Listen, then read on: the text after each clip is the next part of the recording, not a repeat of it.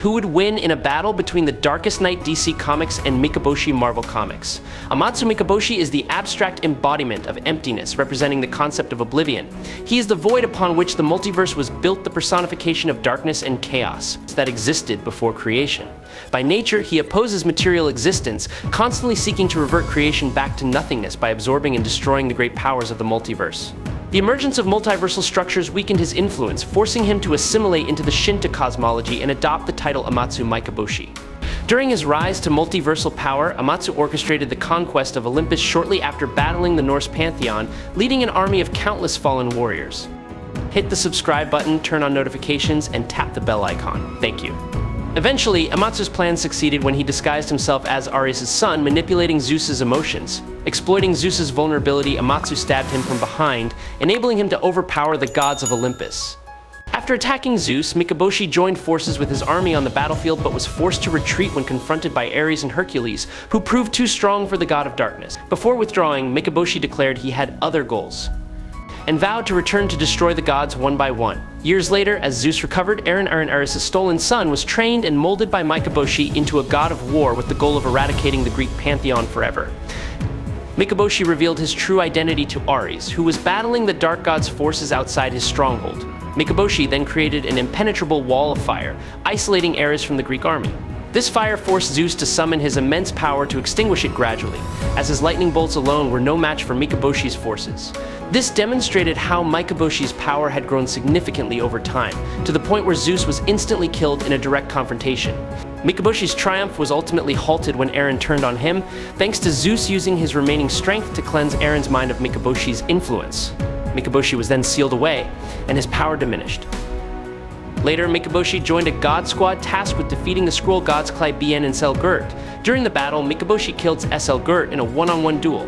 However, unlike the other squad members, Mikaboshi faked his own death, leading them to believe Selgurt had defeated him. In reality, this allowed Mikaboshi to silently seize control of the conquered Skrull pantheon after the squad departed. Under his command, the Chaos King began executing his ultimate plan. He led an army of enslaved alien deities, proclaiming himself their god with the goal of returning all creation to its original void. Mysterious entities like Glory, the embodiment of all the gods, and the pantheon numbering 10, 000 with a planetary scale form, and toxic laughter that echoed across space, voluntarily joined the Chaos King's ranks. All other gods, whether willingly or through coercion, became part of his forces. Nightmare was effortlessly killed by the Chaos King and his power was absorbed. This power was used to trap mortal-minded heroes in a state of unconsciousness, plunging them into eternal sleep. The Chaos King implied that he was more than Galactus, suggesting his power far exceeded Galactus at that time. This was evident when he easily consumed Zen-La along with Thran and other gods, throwing everything into chaos, a cold and lifeless realm. Galactus had once intended to consume Zen-La, but relented when Norrin-Rad sacrificed himself to save his people by bargaining with Galactus. On his next journey, the Chaos King encountered and defeated the Impossible Man. He invaded the realm of the dead with his army of alien gods, conquering Hell and its rulers. Despite Satan's presence in Hell's dominion, the Chaos King imposed unending chaos across the entire realm, solidifying his rule. This forced death itself to flee the universe, rendering both mortals and gods immortal. The souls of the dead, which had always gathered in the underworld since the dawn of humanity, now had no resting place as the Chaos King destroyed and emptied all the afterlife realms. With death exiled, souls remained trapped in their flesh and blood bodies, immortal but under the control of the Chaos King, who began influencing them. Even Carrion Crow, who once tore apart reality's fabric to search for Destiny's diary believed to contain information on defeating the Chaos King, was revealed to be a pawn of the Chaos King, orchestrating events that shaped the X-Men's struggles during the Chaos War. Through Zeus, whom he manipulated and empowered, the Chaos King momentarily bested Galactus. He then approached the Council of Gods after Hercules brought Zeus's body to them. While in the council, the Chaos King consumed gods in their respective temples, adding to his strength as everything became part of the void. The Chaos King began consuming space and time itself, turning them into a pitch-black void, growing larger and stronger to the point where cosmic entities like Galactus would barely register under his absolute power. It's calculated that he destroyed 98.76% of the multiverse. The devastation and perception it caused signaled the near-complete erasure of the current reality into an isolated bubble detached from the rest of the multiverse. After destroying countless universes, the Chaos King moved to engulf and consume Earth itself, directly consuming the ancient goddess Gaia, who had a deep connection to Earth's sentient biosphere. With no choice but to leave the main reality, Hercules ascended to divinity with Gaia's help to confront the Chaos King, though he was largely overpowered during their fight. Previously, Hercules lacked the power to face the Chaos King directly, even after being empowered by Amadeus Cho's ascension. During this, Cho was granted absolute divine status, enabling him to connect with creation and reflect the transcendent serenity of paradise. With this power, Cho freed Hercules from the continuum and into the main reality, sharing his strength with him. To achieve this, Cho briefly searched across the multiverse. Even so, the Chaos King proved to be an overwhelming opponent in the battle against Hercules. However, Hercules didn't rely solely on Cho's empowerment. With Gaia's aid, he achieved his own divine ascension, becoming a new god capable of matching the Chaos King. When there was no hope of defeating the Chaos King and Hercules found himself faltering, he and the heroes made a bold decision to attack the Chaos King directly within the continuum. The Chaos King began to pull the voided universe, sealed off from the multiverse, back into its primordial nothingness, thus saving the multiverse from total annihilation. After the battle, Hercules used his divine power to restore the near-shattered multiverse, temporarily ending the Chaos King's destructive efforts. However, the threat of the Chaos King remains, waiting for another opportunity in the future. Subscribe to the channel, it helps us a lot. Plus, you'll get amazing videos every day. You're the best. Thank you so much. The Darkest Night originates from the schemes of the Batman who laughs, who hails not from Earth Zero's Batman, but from Earth 22 in the Dark Multiverse. The Batman of Earth 22, living in the Dark Multiverse, was poisoned at heart by Joker's toxin upon Joker's death. This transformed Bruce into the next Joker as the toxin reshaped his heart and led to the corruption of his mind. The Batman who laughs devised many plans, eventually rising alongside Perpetua. Refusing to fall into obscurity after Barbados' defeat, he secured a new position of power as the right hand of the Mother of Creation. He plotted to become as powerful as Perpetua herself should she ever turn against him. To achieve this, he activated an intrinsic field generator on the version of Batman he encountered during his journey through the Dark Multiverse. This version of Batman had attempted to mimic the energy emitted by the comedian's button, which was tied to Dr. Manhattan's powers. However, the Batman who laughed simply laughed at the attempt and used his energy dagger to immediately lobotomize this Batman. Not stopping there, he repurposed this Batman's body, turning it into a tool for his future schemes. Bruce Wayne's lifeless body was surgically implanted with the brain of the Batman who laughs by the Dark Knights, following instructions he gave before being killed by Wonder Woman. Thus, the Darkest Night was born. With the mind of the Batman who laughs fully controlling Bruce's body, he expanded his awareness throughout the Dark Multiverse, absorbing and adapting the knowledge of every Batman across unstable universes. Eventually, he realized that Batman was always a symbol of resistance. Using this realization, he developed his own idea to harness crisis energy, which had now been converted into connective energy from the Mobius chair gathered by the Castle Bat team. Using his darkened Earth, he would transform this energy into lethal bullets capable of taking down the judges of the Source. To achieve his goal, he pursued Wally West and other speedsters who were trying to evade capture to keep Wally out of the Darkest Knight's reach. This bought Castlebat's team enough time to complete their mission to absorb crisis energy from past events. Using Alfred boxes, they transmitted this energy to Wally, empowering him with enough strength to confront and defeat the cosmic predators, including Perpetua and the Darkest Night. Superboy, who had previously been a key player in past Crisis events, changed sides and joined the heroes, working to channel all the Crisis energy into the Mobius chair to empower Wally further.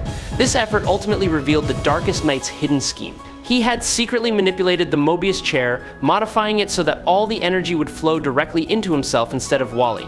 This occurred the moment the final Alfred box was activated, a move he had anticipated by predicting the hero's strategies and orchestrating a series of unexpected events to ensure his ultimate victory. With this energy, the Darkest Knight now had everything he needed to begin constructing his own multiverse.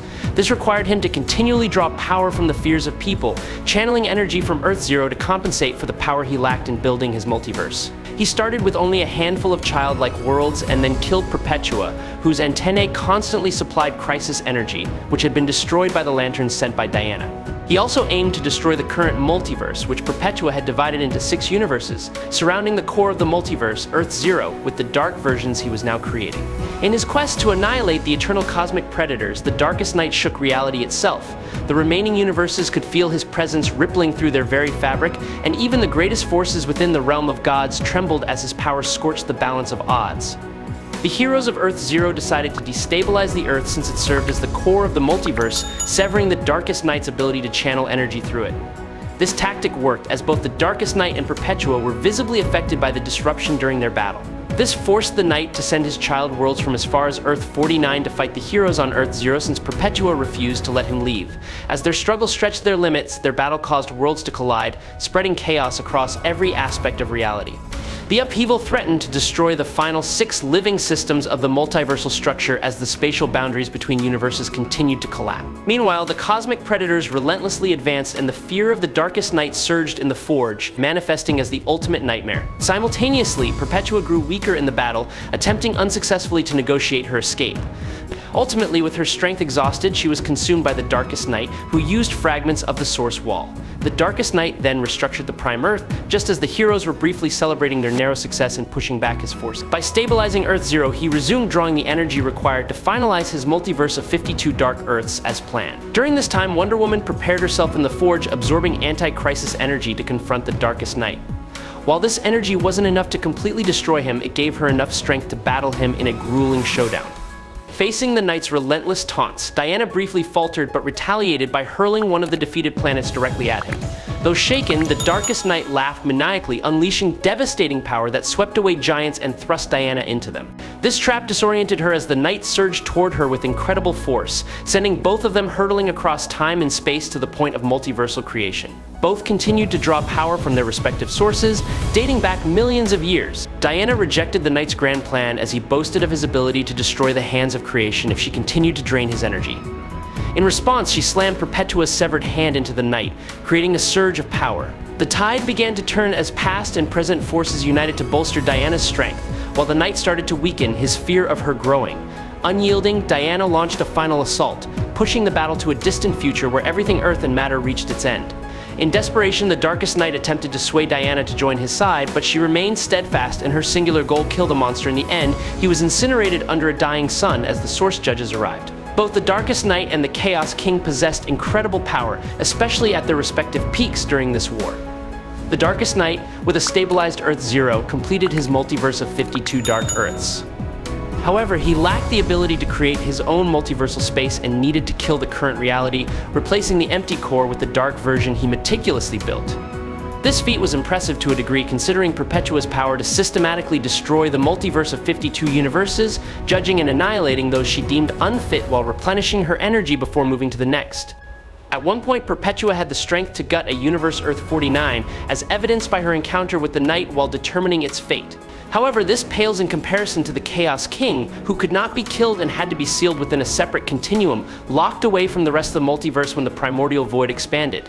The Chaos King, with overwhelming multiversal power, could overpower even an ascended Hercules, who sacrificed his newfound godhood to restore multiversal balance. The Chaos King also exceeded an ascended Amadeus Cho, who had been granted undeniable godhood and became significantly stronger than the gods themselves. The Chaos King ultimately banished the Darkest Night to the foundational void, restoring an innate sense of order as a result. I hope you enjoyed this epic battle breakdown. If you have any questions, leave them in the comments. Follow me if you like this content. That's all for today's video. Thank you so much.